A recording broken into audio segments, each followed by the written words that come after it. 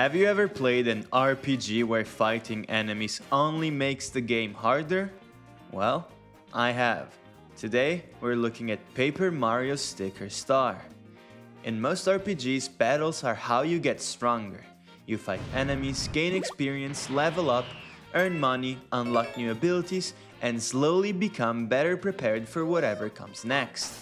But in Paper Mario Sticker Star, battles use up your attacks, barely reward you, don't give experience, and most of the time, avoiding enemies is the smartest thing you can do. So today, I played what many people consider the worst Mario RPG ever made, so you don't have to. Not just because people hate it, but because I wanted to understand how a game this polished and full of ideas became one of the most infamous games in the Mario series. And after playing through it and digging into its systems, I think I found my personal answer. Sticker Star isn't bad because it changed Paper Mario, but rather because the things it added don't quite make up for what it removed. To understand why Sticker Star upset people so much, you have to understand what the series used to be. Paper Mario 64 and The Thousand Year Door were full-fledged RPG journeys. You had it all: intriguing plots, fun and relatable side characters, worlds that felt alive, and a good amount of customization through badges. These games had real progression in two ways. Mario got stronger mechanically, and the journey kept expanding emotionally. You met new partners, unlocked new abilities, explored new places, and constantly changed how Mario played. What Sticker Star did was take all of this and throw it out of the window, making it feel like the game is stripping Paper Mario of its own identity and mechanics. And the first system to completely fall apart is the one you interact with constantly: combat. In Sticker Star, every single attack is a sticker. You can find them lying around in stages, enemies can drop them, or you can buy them in sticker shops. And that sounds pretty cool at first, until you realize every attack is single use. Which means that whenever you choose to spend a sticker, you know it won't be available for your next fight. But the bigger issue is that the game doesn't even give you a valid reason to fight in the first place, because all you get from battling is money. No XP, no stat bonuses, no level ups, nothing. And what is money used for? Buying stickers. But wait, if you spend stickers to defeat enemies, and enemies give you money to buy stickers, doesn't that mean that fighting is completely pointless? You guessed it! The best way to play Sticker Star is to ignore every enemy in your path and speedrun your way to the end of the level. Well, actually that's the second best way to play. The best one is to turn off the game and play the other entries. At the beginning, this doesn't feel that bad. You mostly have basic jump and hammer stickers, so using them up isn't a big deal. But as you get closer to the endgame, your album starts filling with shiny stickers, flashy stickers, mega flash stickers, big shiny stickers, and all these stronger attacks that feel way too valuable to waste on some random Goomba. Every battle you get into, you'll just look at your album and think, is this fight worth my stickers? And let me tell you in advance, the answer is always going to be no. But it's okay, because the game has a very clever workaround to motivate you to actually get your hands dirty and fight. Achievements. If, for whatever wicked reason, you decide to fully complete this game, you won't be able to ignore the battle system forever. You need to land 1,000 excellent attacks by timing your inputs correctly. And even worse, you need to get 500 perfect bonuses, which means winning 500 battles on the first turn without taking damage. So the game spends the entire adventure teaching you that battles aren't worth it, then turns around and says, cool, now do 500 perfect ones. The issues that stickers pose don't even end here, because stickers aren't just your attacks. They're also your inventory, your collectibles, your puzzle solutions, and sometimes even your boss keys. The clearest example of this is Thing stickers, which are real-world objects that Mario can turn into giant attacks or use to solve puzzles. And even though they do kind of look out of place, they are one of the funniest parts of the game, since they all play silly animations when used, and they should be one of the elements that make this game memorable. But in reality, Sticker Star doesn't treat things like funny optional super attacks, but rather like disposable key items. Sometimes you need a specific thing to solve an environmental puzzle. Some other times, you need a specific things to make a boss reasonable. And if you don't have it, or you used it earlier, or you didn't realize the game wanted that exact object, congratulations! You get to leave, go back to the cupboard, find the thing again, convert it into a sticker again, make space for it in your album again, and come back. And this gets even worse if you're going for completion, because Sticker Star also has a museum. In theory, I do actually like that idea. A sticker museum sounds perfect for a game built around collecting stickers. But in practice, it makes the battle system feel even more backwards, because my attacks aren't just attacks anymore, they're collectibles. So whenever I found a rare sticker, a fleshy sticker, or a mega flesh sticker, my first thought wasn't, oh cool, I can use this in battle. It was, I am sure glad I won't get to use this since it's going straight to the museum. The same goes for things. I ended up using almost none of them unless the game forced me to, because I didn't want to go back to their original location, collect them again, convert them, and then carry them all the way back just to stick them in the museum. So the game creates this weird collector's paradox where it gives you attacks that makes you afraid to attack with them. It wants you to experiment with stickers, but experimentation costs resources. It wants you to use things creatively, but using the wrong thing wastes it. It wants bosses to have clever weaknesses, but more than half of the time, those weaknesses just feel like locks that only accept that one extremely specific household appliance. And let me tell you, most of the time they aren't even all that intuitive either, because I am sure that the first thing that comes to mind when fighting a squid is not a giant sponge. Now, even if the combat was flawed, Paper Mario could still comfortably survive if the adventure and narrative had enough personality to carry it. Truth be told, I myself am somewhat of a story-first kind of gamer. And yet, Sticker Star flunked that too, somehow.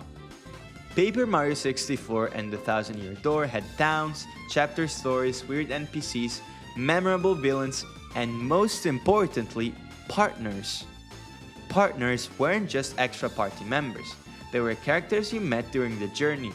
They had personalities, they helped in battle, they actually interacted with the world around you. Cooper and Koops could hit switches from far away. Bombat and Bobbery could blow up cracked walls. Vivian could hide Mario in the shadows. Yashin could carry you across gaps. So, partners weren't just cute little followers. I would personally go as far as to say that they were the glue holding together story, combat, and exploration. And what does Sticker Star do to replace them? Meet Kersti, aka the potential party member. She doesn't fight alongside you in battles. She barely has any dynamic with Mario, and when you ask her for help, which by the way is her only intended function, she either says something painfully obvious or gives you an hint so vague that it might as well be a motivational quote. Oh wow, thanks Kersti. But it's fine, because the rest of the cast makes up for it, right? Well, here's where I'd like to make a joke about the cast, but there is no cast. Peach is kidnapped off screen and barely matters. Luigi is reduced to a secret cameo that doesn't even speak, and they couldn't even bother flipping the L on his hat. Most of the NPCs are just toads, and the most aggravating character that was butchered is Bowser, who was notoriously sassy and goofy in Thousand Year Door. Despite being the final boss of this game, he doesn't utter a single word in the entire game. Not a single one. There is some funny dialogue to be fair, especially the one with the toads in town, but there's only so much personality you can squeeze out of an army of identical mushroom men before it starts getting stale.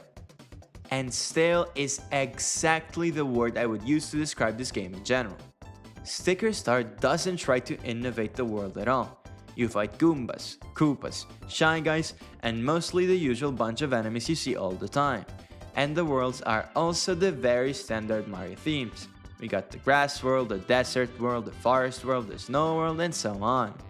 The story in this game feels like it's there just to give Mario a reason to walk to the right. And that creates a glaring issue. Because when the battles are unrewarding and the stickers make you afraid to experiment, the story and characters should be the thing pulling you forward. But Sticker Star barely gives you anything to care about. No real party, no memorable villain presence, no evolving cast, no emotional chapter arcs. So when people say Sticker Star has no soul, this is exactly what they mean. It's the game that removed the system and characters that made the series feel like an adventure instead of a sequence of levels. And once you take that away from Mario, all that's left is paper. All of these problems are tied together by the way the game is structured. Unlike the first two Paper Mario games, Sticker Star isn't built like one continuous adventure. It's divided into numbered stages on a world map. For a Mario platformer, that's no big deal to be fair. But for a Paper Mario game, it does make the world feel smaller. Instead of traveling through towns, roads, and dungeons, you enter a level, grab the comet piece, get your butt kicked back to the map, and move on. Which means that every area turns essentially into a self-contained assignment. But instead of talking about Sticker Star only in theory, let's take a look at how these problems actually build up across the game. Because the weird thing is, at first, this game does a decently good job pretending everything is going to work. World 1 is what I'd call Sticker Star's sales pitch. The levels are simple, the paper aesthetic looks great, stickers still feel like a new fun gimmick, and because you're mostly using basic jump and hammer stickers, the whole single-use attack thing doesn't feel that bad yet. You're peeling stickers off walls, finding shiny attacks, solving simple paper puzzles, and the game is charming enough that you might start thinking, okay, maybe people were too harsh on this one. But even in World 1, the cracks are already there. Normal battles still don't really matter, enemies are already more annoying than rewarding, and Goomba Fortress gives you the first taste of how the game treats bosses. For the fight against Mega Sparkle Goomba, there was a correct thing sticker that the game wanted me to bring, which I didn't bother looking up. Matter of fact, this fight took me basically my entire album, and the funny part is that after the fight, even Kersti tells you that fighting the normal way in this game is pointless, which is just so funny to me, because when you're actively avoiding fights, and boss fights don't play like normal battles either, you don't even get to tell what the combat is supposed to play like. World 2 is your usual desert world with your usual desert enemies. Except for Yoshi Sphinx. I thought that was pretty cool. Sadly, this world is where Sticker Star starts making it clear how it thinks puzzles are supposed to function, aka constant inventory checks. Remember that sticker you peeled off the wall and used against an enemy? You needed that for the upcoming puzzle. You don't have a spare? Well, sucks to suck. Go ahead and re-enter the stage for me. This adds another layer of constant thinking you can't discard at any point in time, which means the game gives you yet another reason not to engage in battles unless you want to risk using your key to solve a puzzle. World 2 is also home to a terrible gimmick boss, Kamek. What he does is actually quite simple. He turns every single sticker in your album into sandals that do very little damage. So, the album that you've been carefully managing for the entire game? Fucking pointless. Get ready to lose dozens of stickers without even knowing which ones you used. Unless you had their position memorized. But yeah, in a game where your entire moveset is already disposable, taking away control of that moveset doesn't feel like an interesting twist now, does it? Then you get to Tower Power Pokey, and this time I was not trying to get my album decimated, so I looked up which thing was necessary. I know I've been preaching for a while about just how impactful things stickers are, so rather than talk about them, I'll just show you what bringing the right one does. See, I wish there was some sort of middle ground here, Because boss fights in Sticker Star are either this, where the correct thing completely breaks the fight, or they're extremely tedious. No in between. World 3 is a poisoned forest. That alone should tell you enough because anything poison related in video games is always annoying when you're on the receiving end. And yet, the game actually tries to do something with it. Wiggler's body gets split into pieces. Mario has to track down the missing segments, cure the forest, and find out what's causing all the poison. And it actually feels like Sticker Star remembers for a second that it technically is a Paper Mario game. There's a premise, there's a character involved, there's a problem affecting the world. But then you actually play it, and play it, and play it. Because World 3 has 12 levels. 12. Just about double the amount of levels every other world has for context. And most of them revolve around the same basic idea. Find a Wiggler segment, chase it around, watch it run away, follow it somewhere else, repeat until your soul leaves your body. It also doesn't help that the levels in this world are just straight up annoying. Bafflewood is literally a trial and error maze, and Gauntlet Pond is extremely frustrating to navigate, having to take chip damage from poison all the time, and being chased down by an entire platoon of Sniffits the nanosecond you miss your jump. Enemy-heavy areas should be exciting in an RPG. They should be the part where you test your build, use new abilities, gain experience, and come out stronger. But in this game, it just feels like the game is trying really hard to make you waste your resources. And World 3 is full of this feeling. The forest is already repetitive. The poison already slows everything down. The Wiggler chase already makes you backtrack. And then the game keeps placing enemies in your way like I'm supposed to be excited to spend my attacks on them. I'm not. I'm trying to get out of the swamp. And the worst part is that even when the poison is gone, the game still expects you to go back and check old areas again. The world ends with Gooper Blooper, which was actually a really cool and well presented boss. It feels tied to the word's problem and fits very well thematically. But again, it all comes down to bringing the right item in the end, which completely kills the fun. World 3 overstays its welcome and doesn't have enough character to justify being this long. And before World 4, the game throws in one more mandatory boss. For this one, you also have to bring a mandatory thing sticker, the fish hook. And let's be real, bringing a fishing rod to fight a fish is pretty much common sense. But little did I know that this was just the game's way of tricking me into a false sense of security, making me believe I had outwitted the boss. And just as I felt confident about my victory,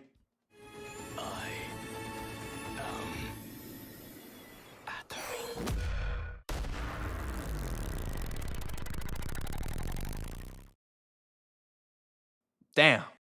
So after preventing from being nuked a second time, we're off to World 4.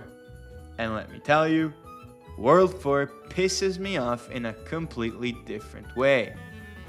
The most obvious example is definitely Enigma Mansion. It has a memorable location, a fun central gimmick, and an actual reason to explore. Going around the mansion, finding booze, and sealing them inside a book. Again, this would be much better if it was contextualized by some kind of larger story, but sadly that applies to basically everything in this game. Still, for once, Sticker Star gives you a level that feels like a place instead of just another path to a common piece. But because this is still Sticker Star, even one of the best levels in the game eventually turns into paperization confusion, misplaced furniture, and wandering around wondering which part of the mansion the game wants you to peel off next. And some of the puzzles in this level can get brutal. A great example is having to turn off this candle to make the boost visible. And to be honest, if I wasn't looking at a guide, after the first two jumps, I would have never guessed you could turn it off just by jumping under it. Not only that, but there are other candles that look basically identical and aren't interactable. So the game isn't even teaching you a consistent rule. So Enigmention is both a highlight, showing that Sticker Star can create memorable scenarios, and a lowlight, being a perfect example of why this game's puzzle logic is flawed. And it's not just Enigmention.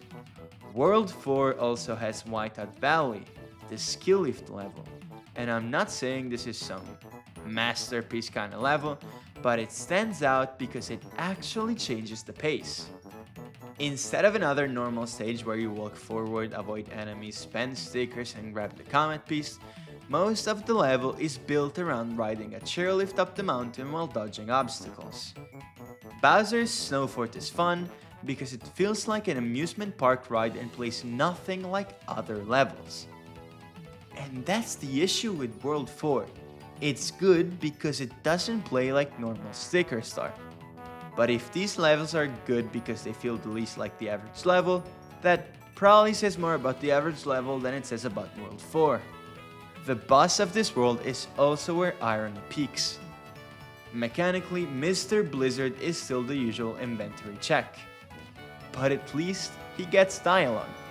At least he has a personality. Meanwhile, Bowser still hasn't uttered a single word. Mr. Blizzard 1, Bowser 0. World 5 basically follows the same trend as World 4, with levels that actually change the pace. My favorite is probably Jungle Rapids, where you actively have to dodge the incoming attacks of this big ass fish while riding down the river. Shout out also to Chomp Ruins, which was pretty fun to navigate.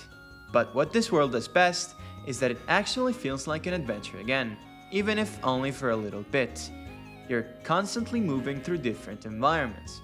You start in a dense jungle, then you're riding down rapids, then you're exploring ancient ruins, then climbing rocky mountain paths, before finally reaching the volcano. Compare that to World 3, where it felt like 12 variations of Poison Forest. Unfortunately, by this point the game has another problem. Your album is completely out of control. Now, I don't know if this is a me problem, but by the time I was looking at my album in World 5, I was full-on overstimulated by the overwhelming number of options of different colors and sizes in my album. World 5 isn't bad, it's actually one of the more enjoyable parts of the game, but by this point, Sticker Star has already shown you everything it has. And then, we get to World 6, or at least, I think we do? Because calling this a world does feel extremely generous. World 6 only has 3 levels. Except 6-1 Gate Cliff isn't even a level, which brings it down to 2 levels. With one being a boss fight against Bowser Jr., and the last one being just the final fight against Bowser, although not before having to snooze through another whack Kamek fight. I don't really have much to say about either boss, since I've already made my opinion about combat in this game clear enough. The issue here obviously lies in how insanely bland and shallow everything feels, because the final area of an RPG is supposed to feel like everything is coming together. But in Sticker Star, what is there to bring together? The game hasn't been building up to literally anything, and the final boss doesn't even speak. But what I found almost insulting is that the game has the audacity to try and have an emotional moment with Kersti near the end. Like her sacrificing herself to defeat Bowser is supposed to have me on the verge of tears when all she's done is bitch at Mario for 90% of the game. And even the minimal emotional impact this sacrifice might have had on anyone playing this game is also completely nullified by a very by the book and they all lived happily ever after ending where Kersti comes back. It's such a fitting ending for Sticker Star. A final world that barely exists, for a story that barely existed, in a game I barely wish I played.